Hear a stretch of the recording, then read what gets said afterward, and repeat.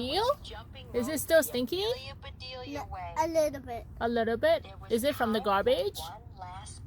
No, there's no garbage. It's brand new inside. Let's go inside to take a look. Okay, let's take a look at the post-renovation of this stinky house. I have to take off my shoes. It's just that clean. Erwin had decided, or we have decided together to sand the floor down, so it's actually pretty nice right now. Here is the common area that we have, and there is our kitchen. Kitchen's pretty nice. Even like when I first come in, kitchen is really nice. Very, very clean. And then our stove. And our fridge. I hope the fridge is enough for everyone to use. And then now we are into one of the bedrooms. This is one of the bedrooms in the main floor. Pretty awesome, isn't it? It's about 10 by 10. It's a pretty decent size, 2 large windows. It's pretty amazing to have 2 large windows in the room. Moving on to our tour upstairs. Yes, we do have carpet upstairs.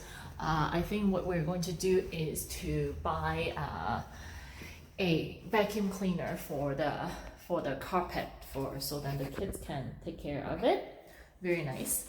And now we are here in one of the I would say the master bedroom. All of these rooms are rented equally, except the smaller room.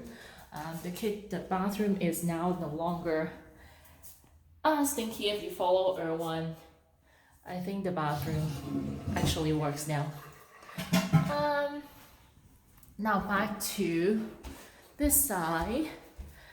We have 2 other smaller rooms, and the last one.